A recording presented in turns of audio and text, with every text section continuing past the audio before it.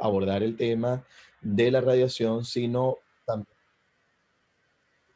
Sí también, por escucho. supuesto, el abordaje, tranquila, tranquila, Ok. ok, sino también, por supuesto, poder conversar y analizar los diferentes puntos y aspectos que tienen que ver con los diferentes equipos que utilizamos, ¿sí? En el caso particular de la tarde de hoy, vamos a analizar un tema que es muy, pero muy importante. En esta semana hemos estado con el análisis del tema del cáncer de mama y justamente hoy nos acompaña la doctora Ana Karina Gordillo, ¿sí?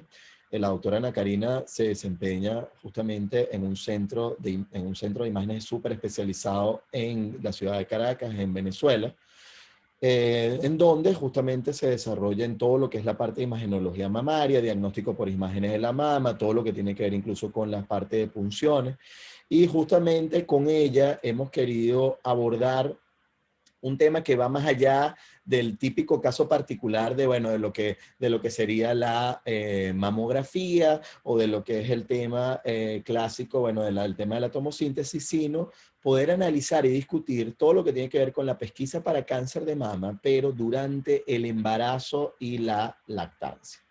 Muchísimas gracias, Ana Karina, de verdad un placer como siempre poder compartir contigo y bueno, un saludo aquí a todos quienes nos están acompañando desde toda América Latina. Yo voy a ir aprovechando mientras tú te presentas aquí para ir publicando en los otros grupos. ¿Cómo estás? Bien, bien, gracias a Dios, todo chévere y bueno, agradecida de que me permitas también estar en estos espacios y bueno, lo importante que es poder brindar información sobre todo este tipo que todavía siento que hay mucho desconocimiento en esta área y es bueno que podamos difundir esta información. No, de verdad, mira, para nosotros ha sido fundamental tu apoyo en las áreas que hemos designado ahorita para el tema del cáncer de mama. Y siempre surgía esta pregunta entre nuestras seguidoras, entre algunas pacientes, que decían, bueno, ¿qué pasa si salgo embarazada? Es decir, ¿cómo hago la pesquisa? ¿La puedo realizar con mamografía? ¿Tiene que ser con ultrasonido? ¿Qué tipo de técnicas puedo utilizar? ¿Son riesgosas o no para el tema del bebé? Ahí ya también te puedo apoyar con un poquito el tema de radiación y de lo que sería dosis, pero un poco la pregunta general es esa. Bueno, ¿qué pasa si estoy embarazada? ¿Sigo haciéndome la pesquisa en el tema de cáncer de mama? ¿Qué ocurre si me detecto algo? Entonces, vamos a ir conectando estos factores y bueno, ahí vamos conversando durante la tarde, noche de hoy. Sí, bueno, yo te preparé unas diapositivas para abordar el tema, que las voy a compartir.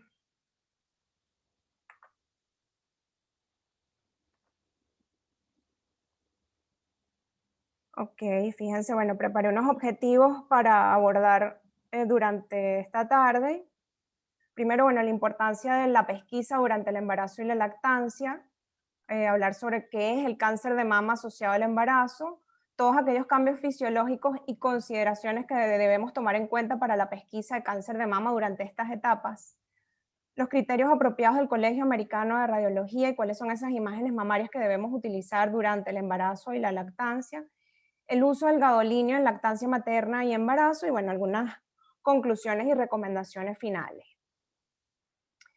En cuanto a la importancia de la pesquisa durante el embarazo, les traigo este casito que es bastante reciente, que nos llegó aquí a Seclines. Es una paciente que está en edad de pesquisa, que está en el primer trimestre de embarazo, acude porque se palpa una masa en la mama izquierda.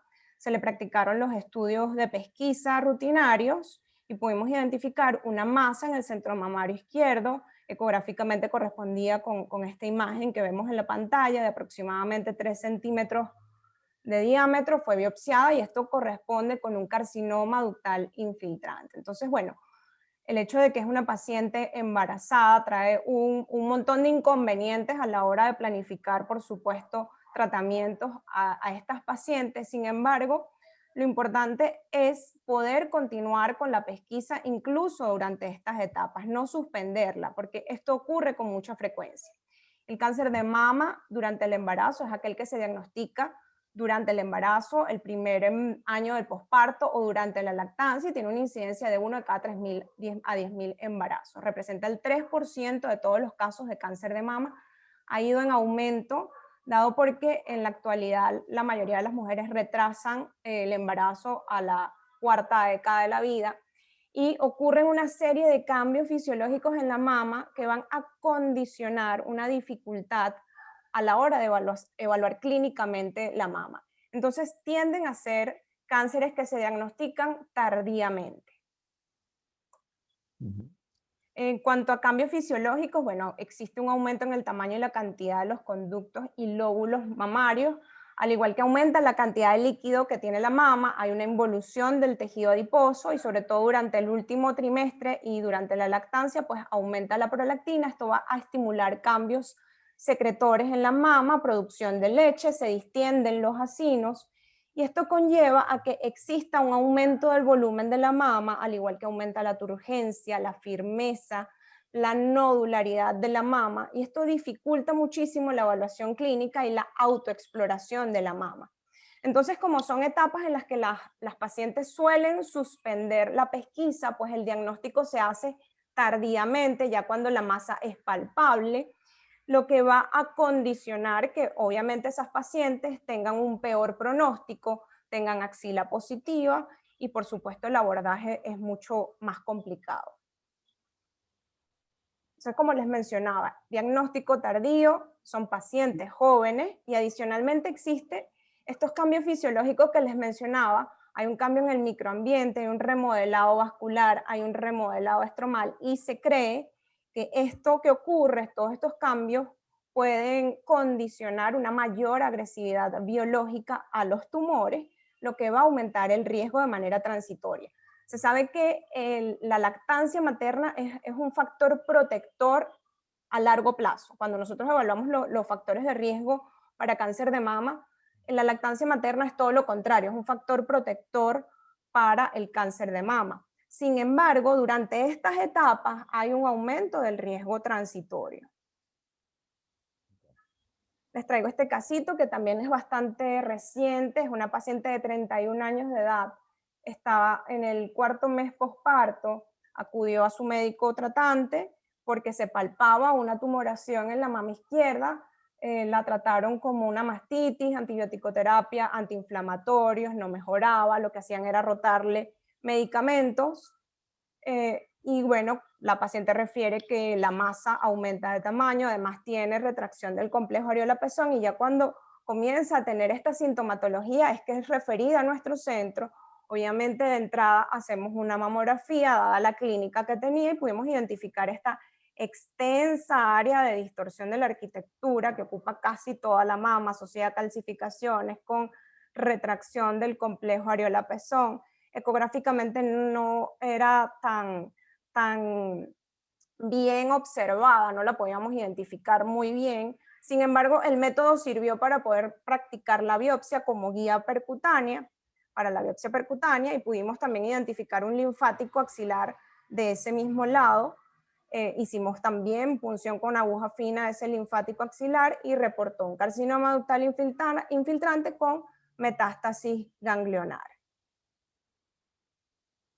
Aquí les traigo varios estudios que han demostrado que las pacientes que tienen mutaciones BRCA están sobreexpresadas en el grupo de pacientes con cáncer de mama asociado al embarazo, y tienden a ser, como les mencionaba, cánceres de mama agresivos, que son hormononegativos, que suelen ser axila positiva, y si bien no se sabe a ciencia cierta a qué se debe esto, se cree que este tipo de cánceres tiene mayor agresividad biológica tumoral.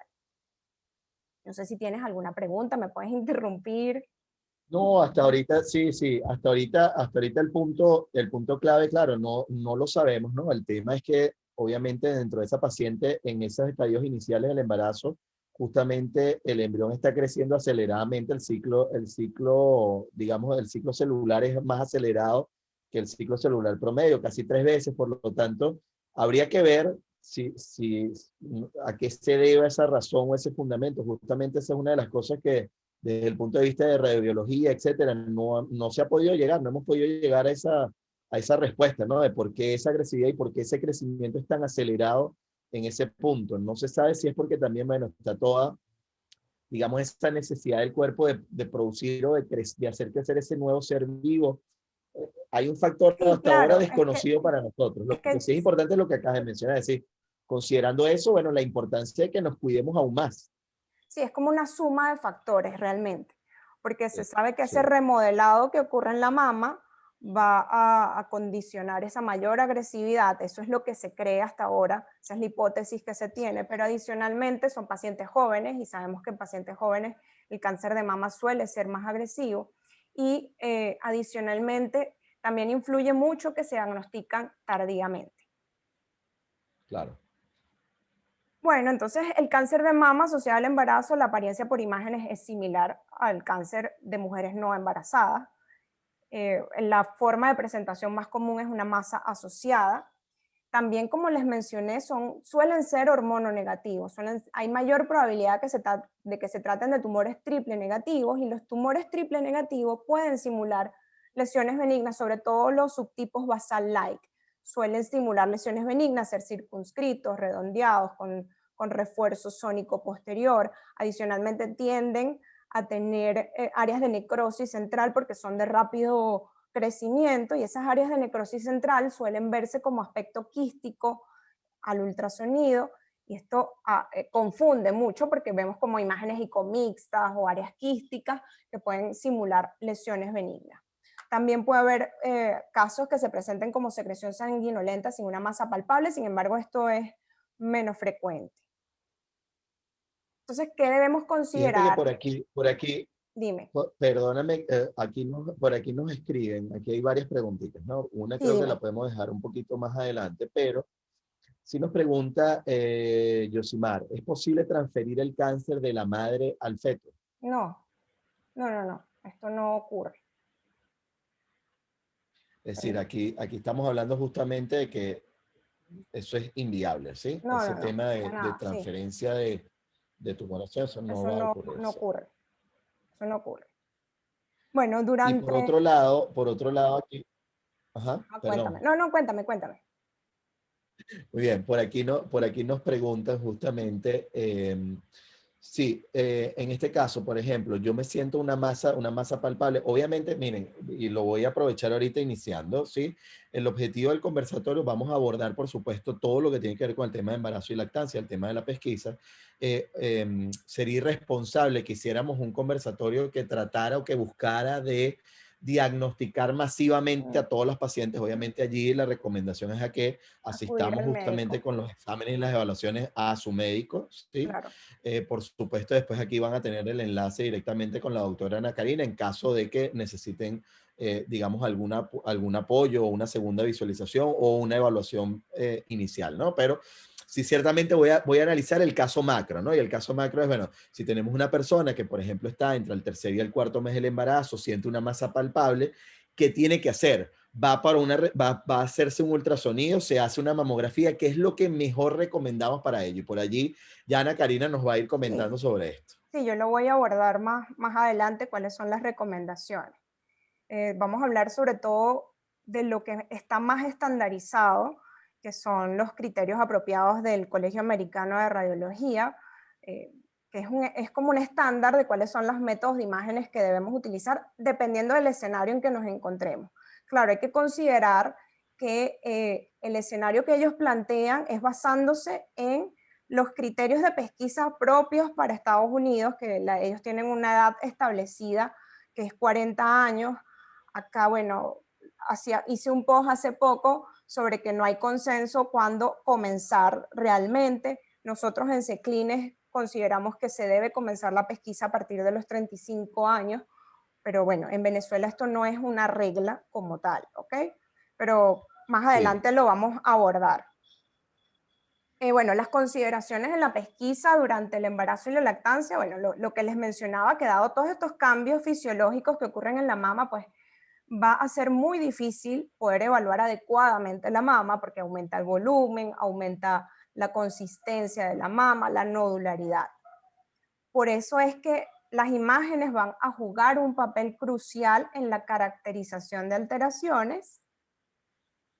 Hay un papel limitado en técnicas avanzadas de imágenes como la resonancia magnética, más adelante lo abordaremos. Y por supuesto, ante cualquier hallazgo sospechoso se debe realizar biopsia mamaria.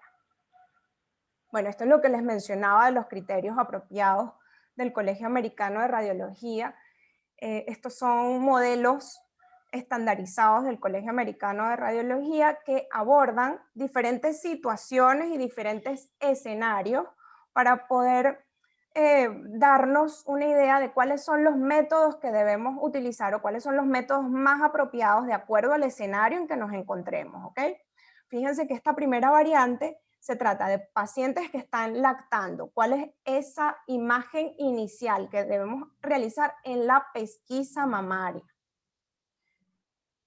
Fíjense que realmente no hay una variación de importancia con las imágenes de pesquisa con una mujer que no esté lactando. Fíjense que son las mismas imágenes, mamografía y tomosíntesis, y el ultrasonido puede ser utilizado como un método complementario.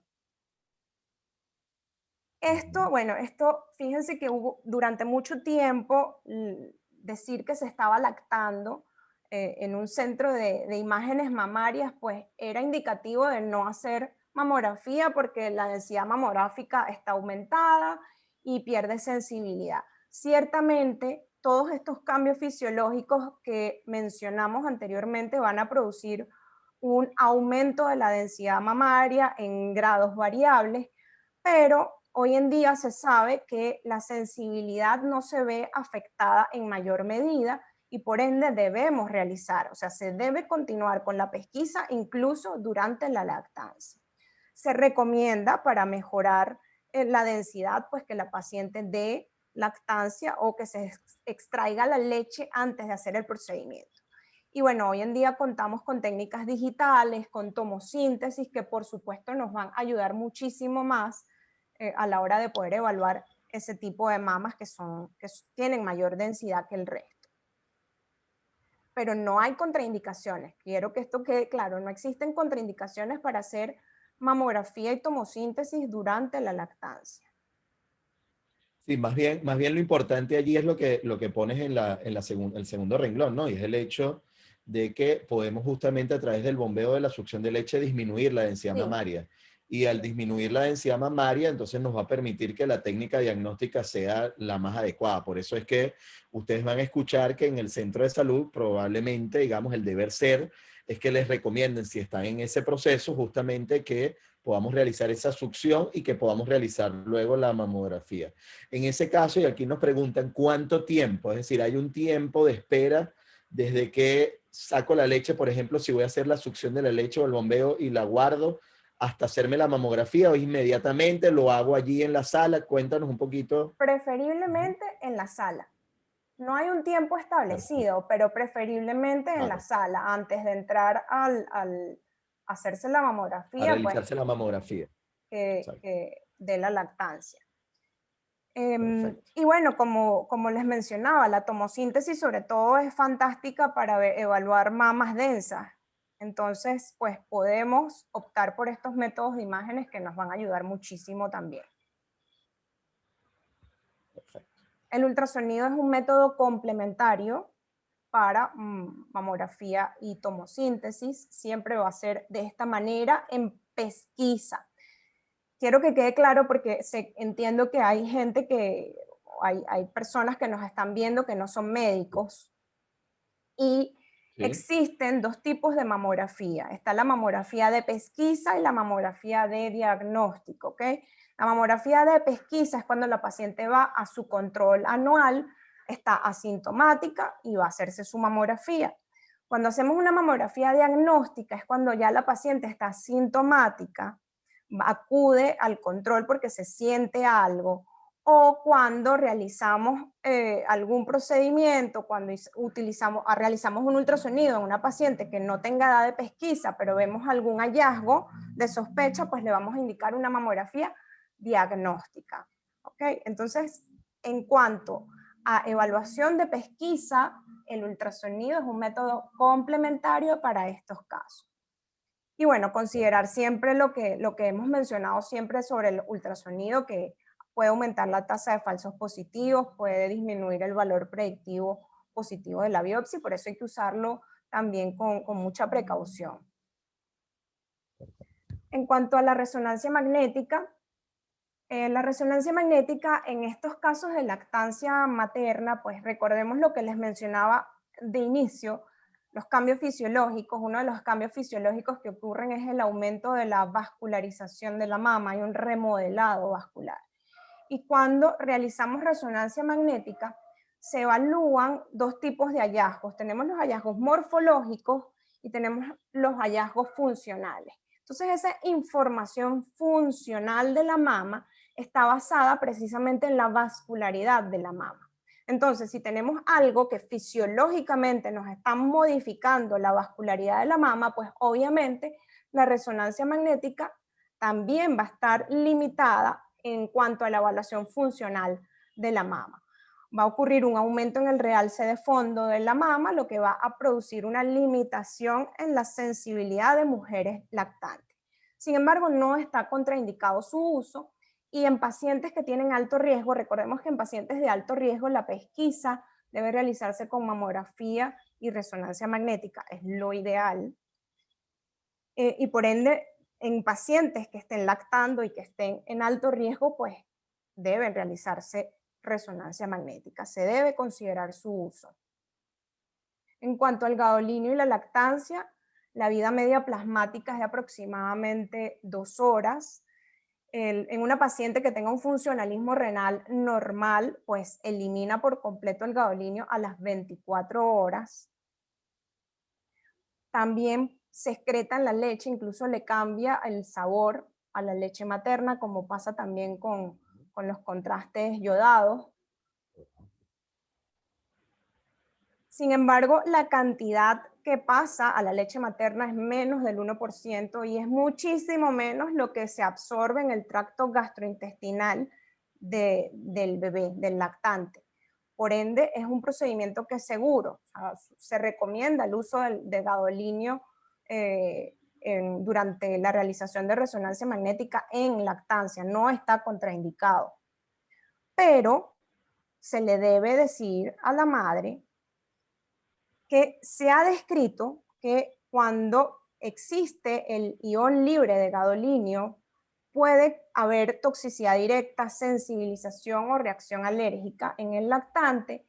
Esto es una posibilidad muy, muy remota, realmente no se ha descrito, pero está en la literatura y por ende se le debe notificar a la paciente esto, y que sea ella quien tome la decisión si suspende o no la lactancia materna. Como les coloco allí, no se han informado hasta el momento complicaciones con el uso de gadolinio en pacientes lactantes. Es seguro para la madre y para el bebé que se continúe con la lactancia, pero le corresponde a la madre decidir si va a suspender o no la lactancia materna. Si ella desea suspender la lactancia, bueno, se le puede hacer la recomendación de lo que les mencionaba. Bueno, el gadolinio a las 24 horas se elimina por completo del organismo, entonces puedes abstenerse de lactar desde el momento en que se coloca el medio de contraste hasta 24 horas posterior al procedimiento. Y bueno, por supuesto, la paciente debe extraerse la leche de ambas mamas también durante ese periodo de tiempo que no dé lactancia. Es lo más recomendable que lo haga para evitar otros procesos inflamatorios de la mama. Por aquí me preguntan, era el tema del posicionamiento de la paciente estando en decúbito supino justamente en prono, perdón, considerando un embarazo, digamos, más avanzado, si es normal, si va a sentir más presión. Obviamente ahí hay que decirle, bueno, por supuesto, estar mucho más pendiente e indicarle que va a sentir obviamente mucha más asfixia, ¿no? O sea, va a sentir que le falta un poco más el aire, ¿no? Evidentemente, por entre estar dentro del resonador y adicionalmente estar embarazada, boca abajo, por Claro, supuesto que, pero perfectamente se puede seguir realizando. en pacientes lactantes, Ahorita vamos a hablar acerca de embarazo y resonancia, que es un tema un poquito más complejo, ¿ok? Más adelante vamos Sí, a porque ahí en abordarlo. el tema del embarazo, exacto, y en el tema del embarazo sí tenemos que aclarar muchísimo Sí, el tema del contraste, es un tema que más eso sí, complejo y por obviamente eso para vamos a abordarlo más así adelante es, bueno, sí, pronto, porque señor, ya vamos con la segunda variante, que es precisamente así pacientes es. embarazadas. Y son pacientes embarazadas que a pesar de que tienen 30 años, tienen alto riesgo. Esta es la segunda variante que nos plantea los criterios apropiados del Colegio Americano de Radiología. Recordemos que pacientes de alto riesgo, dependiendo de lo que esté condicionando ese riesgo, ellos pueden comenzar su pesquisa antes de la edad normal para la pesquisa.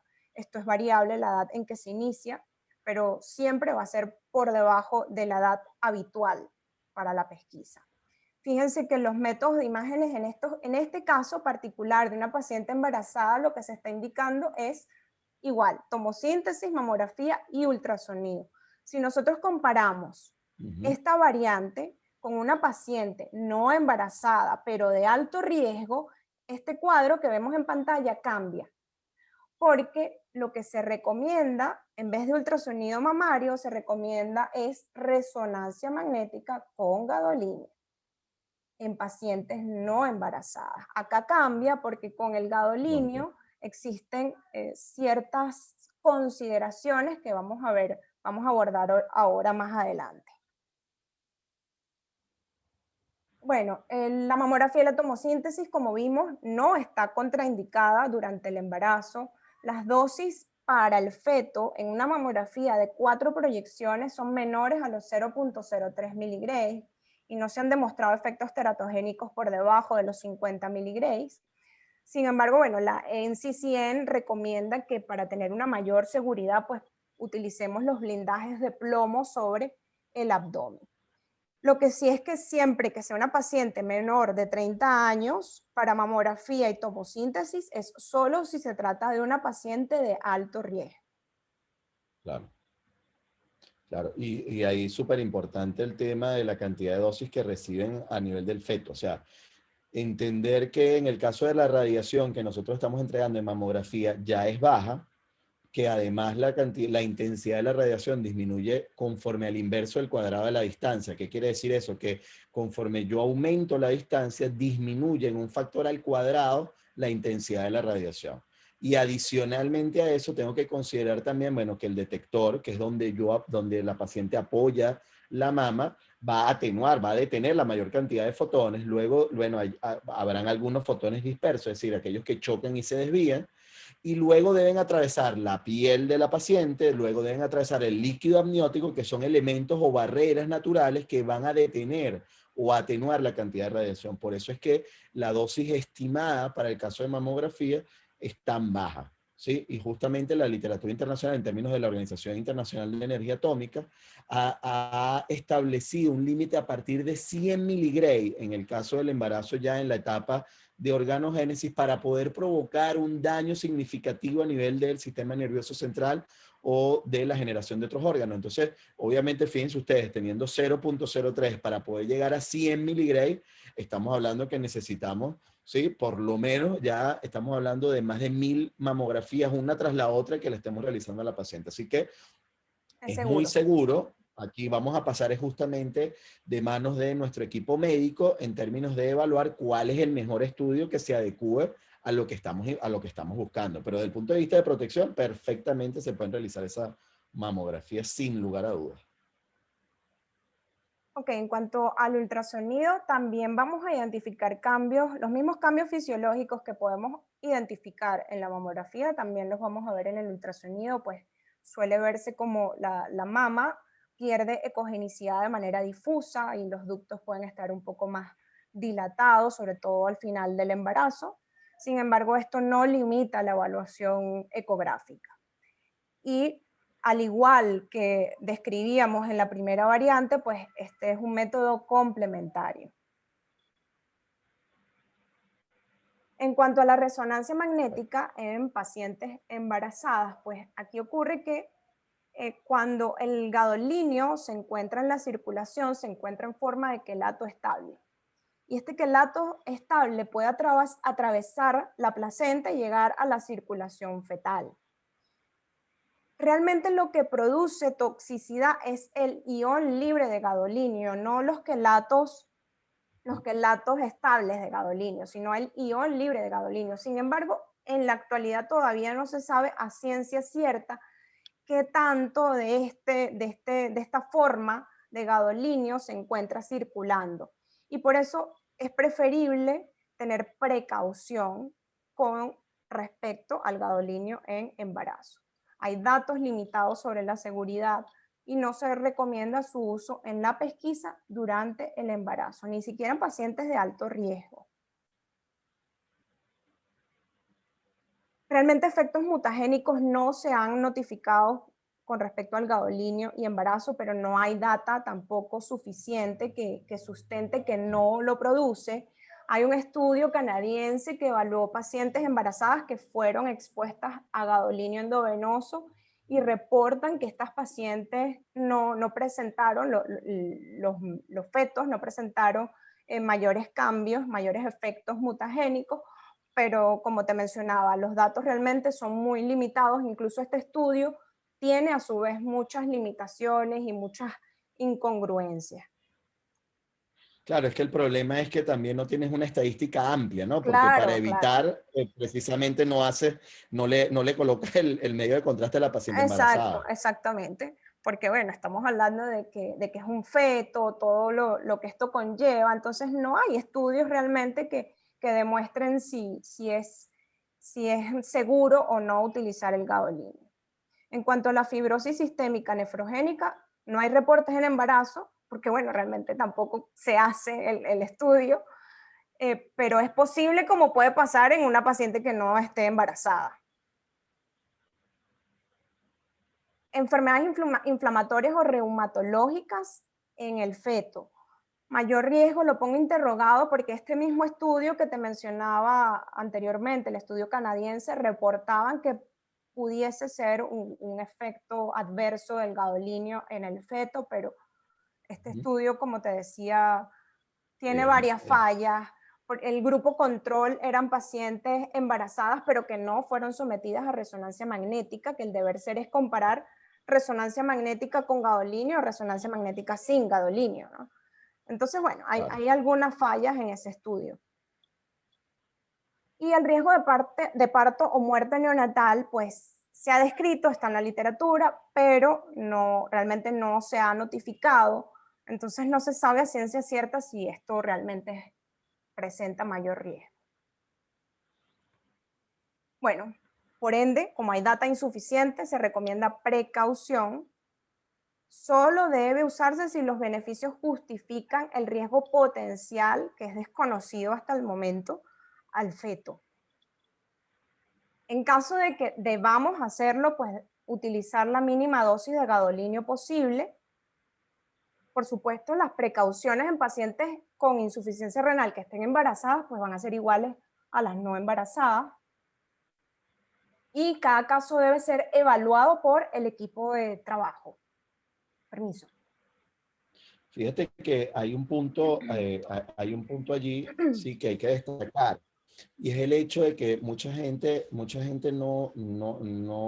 digamos, no analizamos la estadística mundial, ¿no?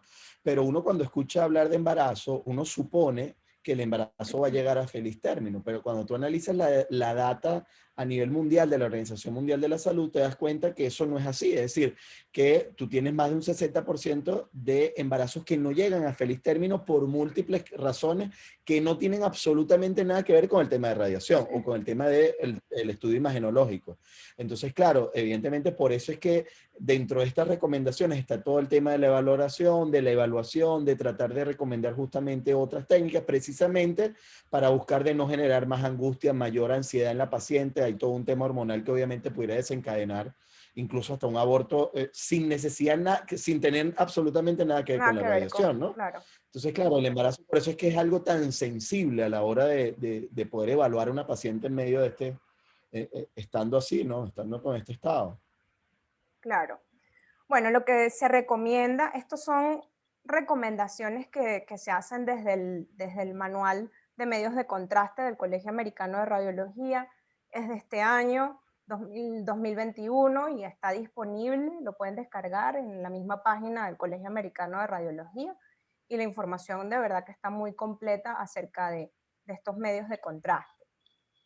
Lo que sí debemos dejar constancia es que documentemos que la información que se requiere no se puede adquirir sin usar gadolinio o mediante otro método de imagen, y que esa información que requiere el médico es necesaria, de vital importancia tanto para la paciente como para el feto durante el embarazo. También debemos dejar constancia de que el médico tratante opina que no es prudente esperar para obtener esa información, y por supuesto un consentimiento informado a la paciente después de que se discutió con ella todos estos posibles riesgos. Con respecto a la variante 3, es pacientes embarazadas que están entre los 30 a 39 años de edad con riesgo elevado. Como les mencioné al inicio, para Estados Unidos, pues la edad de pesquisa es a partir de los 40 años. Por eso es que este grupo de pacientes entre 30 a 39 años todavía para ellos no está en edad de pesquisa. Sin embargo, por tener un riesgo elevado incluye riesgo intermedio y alto riesgo, pues deben iniciar sus controles, su pesquisa. Igualmente vemos como método de primera línea mamografía y tomosíntesis, y como método complementario el ultrasonido mamario. Bueno, es básicamente lo que ya hemos conversado, solamente, bueno, especificar que aunque la data de tomosíntesis no existe, o sea, no hay una data, unos estudios que nos justifiquen el uso de tomosíntesis en embarazo y lactancia en comparación con la mamografía digital. Sin embargo, de que esto no existe, pues sí tenemos suficiente data que demuestra que la tomosíntesis es superior a la mamografía digital a la hora de evaluar mamas densas. Y sabemos entonces que pacientes embarazadas y lactantes tienen una mayor densidad mamaria y por ende la tomosíntesis va a ser superior. La variante 4, ya estamos en edad de pesquisa. Cualquier riesgo, puede ser riesgo poblacional, riesgo intermedio o alto riesgo, el estudio inicial, tomosíntesis y mamografía. En la variante 5 ya dejamos atrás todo lo que es pesquisa. Como les mencionaba, la pesquisa se trata de pacientes asintomáticas que acuden a su control anual. Acá vamos a comenzar a ver otro tipo de variantes que son pacientes que ya tienen una sintomatología. La variante 5 corresponde a pacientes que tienen masa palpable y están embarazadas. Y vemos como aquí el método ideal de primera línea es el ultrasonido mamario, seguido por la tomosíntesis y la mamografía, le hace bien, diagnóstica. Ya dejamos la pesquisa, estamos entonces en evaluaciones diagnósticas.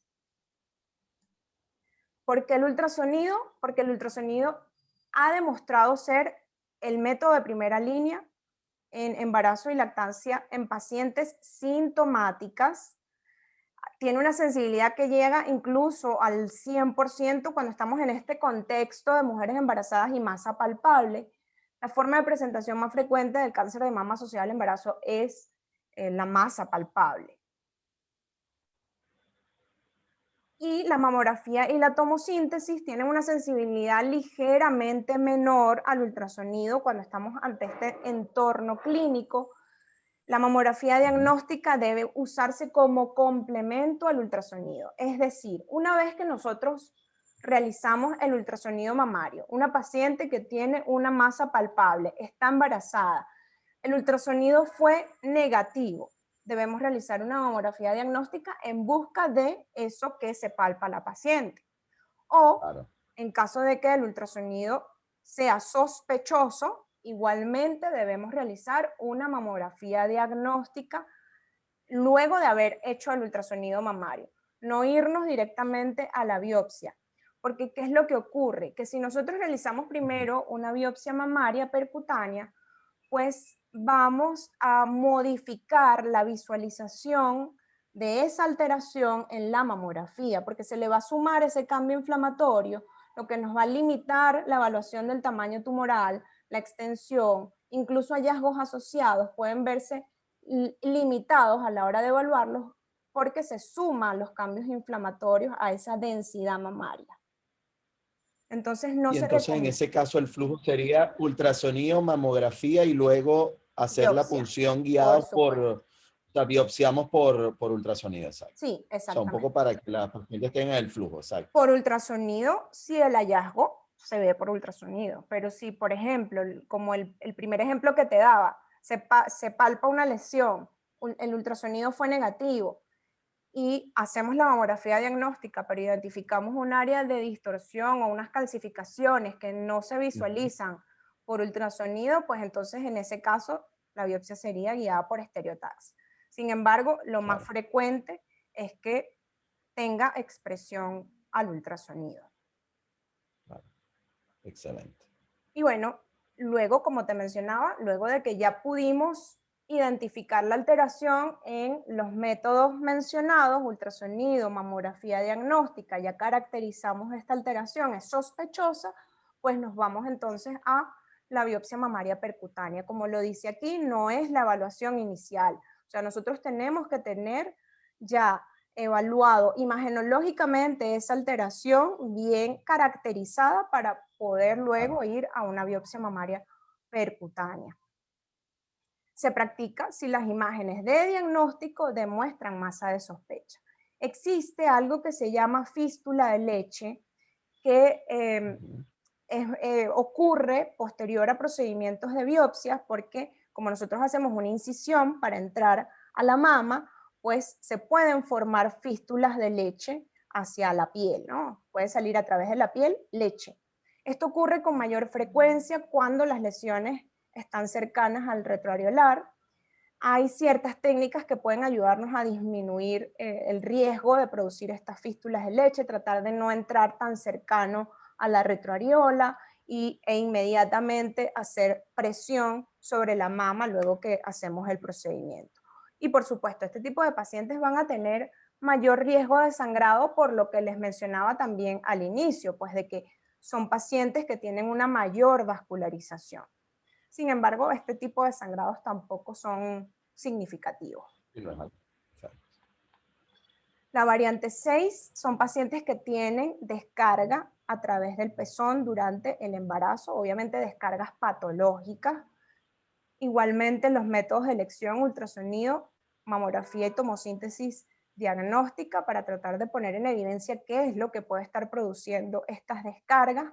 Al ultrasonido buscar imágenes que se correspondan con papilomas sobre todo, y en la mamografía poder buscar también áreas de distorsión o microcalcificaciones que pudiesen estar asociadas a in situ. Y por último tenemos la variante 6, que es una vez que nosotros tenemos una paciente que ya está diagnosticada con cáncer de mama y nos llega para evaluación de imágenes, pues debemos poder caracterizar adecuadamente el cáncer tanto en la mamografía o en la tomosíntesis como con el ultrasonido axilar. Sabemos que el ultrasonido axilar es el método de elección para la evaluación de la axila. La mamografía nos va a servir para evaluar extensión tumoral, para evaluar multifocalidad, multicentricidad, bilateralidad, mientras que el ultrasonido axilar nos va a servir para evaluar el estado de la axila. Si bien el Claro. Colegio Americano de Radiología, como vemos en el cuadro, el ultrasonido mamario no lo toma como un método ideal para este tipo de pacientes, en nuestra experiencia, pues el ultrasonido es muy útil, sobre todo para evaluar tamaño tumoral. Entonces nosotros lo usamos también como método complementario para evaluar este tipo de pacientes. Fíjense que esta paciente que ven aquí en la imagen es la que les mostré al inicio, de la paciente que estaba embarazada, que diagnosticamos un cáncer de mama asociado al embarazo. Esta es la imagen inicial. La paciente recibió tratamiento neoadyuvante y pudimos identificar adecuadamente esa respuesta fantástica que tuvo al tratamiento quimioterápico. Para finalizar, algunas conclusiones y recomendaciones. Bueno, que la mamografía no está contraindicada ni en la lactancia ni en el embarazo. Ujú. Igualmente vemos como durante el embarazo se debe realizar como un método de pesquisa, es decir, no debemos suspender la pesquisa durante estas etapas. En pacientes que no estén en edad de pesquisa, debemos considerar realizar estos estudios de acuerdo al riesgo de la paciente. Y como les mencionaba, el NCCN recomienda utilizar el blindaje de plomo en el abdomen en pacientes embarazadas. El ultrasonido es el método de elección en masa palpable y embarazo y lactancia. Evitar el uso de resonancia magnética con gadolinio durante el embarazo, o sea, debemos evitar su uso y utilizarlo únicamente si no queda otra opción. La resonancia no está contraindicada en lactancia, pero su uso puede ser limitado en cuanto a su sensibilidad, por lo que les mencioné de ese aumento en la vascularidad, lo que limita la evaluación de la resonancia magnética en lo que es la evaluación funcional de la resonancia magnética. Y por supuesto, ante lesiones de sospecha se recomienda biopsia mamaria percutánea. Perfecto. Oye, wow, ha sido increíble porque, mira, es que no te quería interrumpir porque de verdad que las preguntas que nos habían hecho eran justamente, estaban en esa línea, tal cual como tú las habías estructurado. La que sí me queda aquí pendiente, que tuvimos 3 preguntas exactamente iguales, era ¿qué pasa si estoy embarazada y tengo implantes? No pasa nada. ¿Qué es lo aconsejable? No, Así bueno. mismo.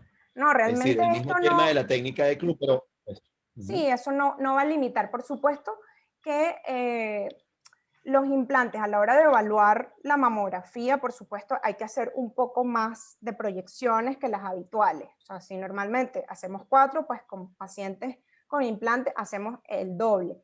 Sin embargo, incluso haciendo el doble de las proyecciones habituales, pues igual estamos en unas dosis normales, unas dosis muy por debajo de lo permitido, entonces no pasa nada. O sea, se pueden realizar sí, sin sí. ningún O sea, inconveniente. estamos hablando de necesitábamos como 1000 para empezar a generar efecto, o sea que evidentemente, y si adicionalmente le estamos colocando el peto plomado a nivel abdominal, por supuesto que todavía estamos reduciendo aún más cualquier fotón disperso, así Y que con el evidentemente ultrasonido no. no pasa absolutamente nada. O sea, eso no limita la evaluación por ultrasonido. Así es, perfecto, perfecto. Oye, mira, del resto de verdad que ha sido espectacular, perfecto, porque, bueno, abordamos el tema de embarazo, de lactancia, los diferentes tipos de estudios que estábamos manejando. Este tema sí era uno de los puntos que me quedaba allí en el tintero, el caso de las prótesis. Bueno, ya es que nos has estructurado justamente cuál sería la cadena, digamos, de estudios que debemos realizar Diferentes dependiendo de las escenarios. consideraciones de la paciente. Claro, es así. Sí, muy importante, tú lo comentabas al inicio, nosotros también tuvimos la oportunidad justamente de entrevistar a la doctora Yemsi, quien es ahorita la presidenta de la Sociedad Venezolana de Mastología, quien justamente nos comentaba un poco el tema de digamos, para poder llegar a un consenso, lo que se hizo fue, bueno, como estaba la mitad y la mitad en esa Mm, discusión entre si era 35 y 40, bueno, quedó determinado ese rango de edad en el cual se podía manejar para lo que pudiese ser la pesquisa, ¿no? sí. Pero definitivamente, y bueno, eso lo vamos a ir viendo también con el tiempo, yo creo, Ana Karina, que, bueno, ustedes desde Ciclines, por supuesto, tienen una estadística muy interesante, muy importante que hay que procesar, que hay que analizar, pero también cuando empezamos a unir lo que ya ha venido procesando la gente, por ejemplo, de la sociedad anticancerosa, cuando ves también la afectación por parte del COVID, ¿no? O sea, a nivel mundial, el COVID ha obligado a que mucha gente no vaya a realizarse los estudios de seguimiento de pesquisa, con lo cual las pacientes están llegando en estadios más avanzados. Entonces, bueno, todo esto lo que nos está enseñando es justamente, oye, vamos a tratar por todos los medios de continuar con las evaluaciones habituales, justamente el método de pesquisa, que hasta ahora sigue siendo el gold estándar a nivel del screening del CA de mama, sigue siendo el tema de la mamografía, y que justamente, bueno, nos apoyemos en las técnicas y que vayamos, y esto lo hemos reiterado en todas las oportunidades que hemos tenido la oportunidad, vayamos a los centros especializados, ¿sí? Tener una mamografía o una imagen de tomosíntesis de muy baja calidad va a permitir entonces que usted se sienta confiada porque pareciera que se está evaluando, pero realmente desde el punto de vista técnico no es así, ¿sí? Entender que justamente a Claro. nivel de la mamografía estamos viendo cosas menores al milímetro, ¿sí? En el caso de las microcalcificaciones, y que si yo no tengo la resolución adecuada, el equipo no está funcionando de la manera apropiada y no tengo el personal capacitado para ello, evidentemente no vamos a poder cubrir con las expectativas que de verdad necesitamos satisfacer, ¿no? En el caso de nuestras pacientes. Por aquí nos habían comentado un poco, ¿cómo ves tú el tema de los diferentes profesionales? Es decir, el caso del cirujano mastólogo, el oncólogo, trabajan todos en conjuntos, ¿cómo abordan el caso? Cuéntanos un poco tu experiencia que pudieran conseguir dentro de tu centro de manera tal de tener una visión lo más amplia posible. Bueno, ese es el deber ser. El deber ser es que cada paciente sea evaluado de manera multidisciplinaria. Es decir, todos los especialistas trabajan en conjunto en pro de la paciente.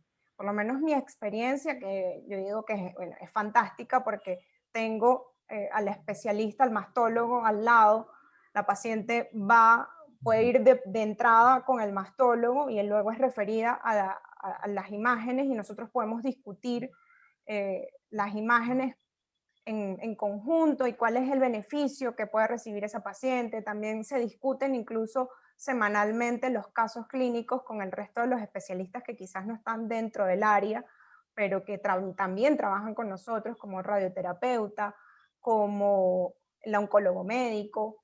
Todo esto es importante porque esto es lo que va a permitir poder abordar adecuadamente cada paciente. Las pacientes se individualizan, no todas van dentro del mismo saco, no todas se tratan igual. Entonces, el poder hacer estas reuniones y el poder trabajar en equipo es lo que va a permitir un adecuado tratamiento.